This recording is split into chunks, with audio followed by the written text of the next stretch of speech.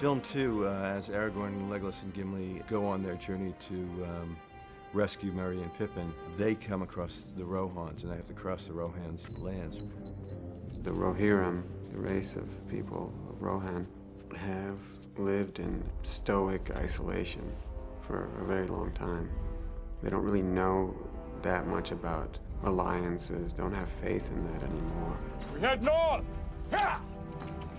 They're very staunch warriors. They have great character, strong, sort of fearless warriors with long spears on fast horses. Highly romantic stuff. The Rohan kingdom has a very dangerous weapon, which is an incredibly well-trained and powerful cavalry. They're all cavalry riders. They live on plains, and they are horsemen. And if you have an army, a cavalry is everything. And they've survived a long time on their own merits, their strength, their cleverness, their bravery, and their horsemanship, and their pride, above all. It feels like you're stepping back into a slightly earlier period with the Rohirrim. And it's quite interesting, really, because it feels like the Fellowship do go on a journey backwards in time to a certain extent. The location for Edoras was, to me, one of the most beautiful, most impressive. I mean, it was exactly what you would dream, you would hope that Edoras would look like and feel like. It has the plains, and then it's the rocky outcrop in the middle with Edoras standing on top of it, and even down to the silver stream running through. It's just amazing. Every little thing that's in the film is a work of art. It's beautiful.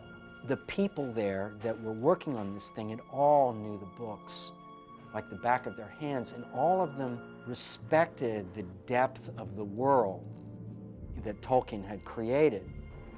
We had to put in 1.5 kilometres of road up the side of a mountain with a couple of bridges over these rivers, and we encountered winds of up to 180 kilometres an hour. What was interesting about it is the whole thing is a bloody wind tunnel, because you've got these two mountain ranges, if you like, fairly close together, and a crag on top.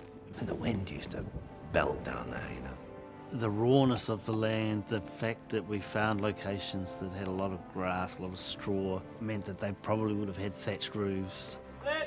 It was a huge project. I think they spent 8 months building it. And it was the first real place that I shot, and it was great to actually start in my home and just have this solid, huge building around me, the Golden Hall, and to be standing out the front of that, it was breathtaking. Tolkien drew a lot of his inspiration for the Rohirrim from his knowledge of Anglo-Saxon culture, and the Beowulf, that wonderful epic poem in which there is this hall which resembles very closely, I think, the Golden Hall. Lots of, wooden beams, horse motifs all around. Obviously lots of, golden fixtures, intricate designs on the floor, and the stonework on the floor, the masonry, had interesting patterns and motifs, right the way through it. And sort of in the middle of it, there's this central fire pit, and the king sits right at the end of the hall, right opposite the door, and from there, that's where he holds court.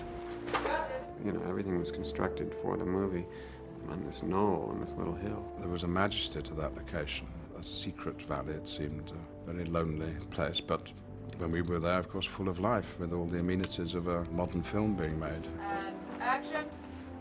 And we only shot there for 3 weeks, and then they dismantled it.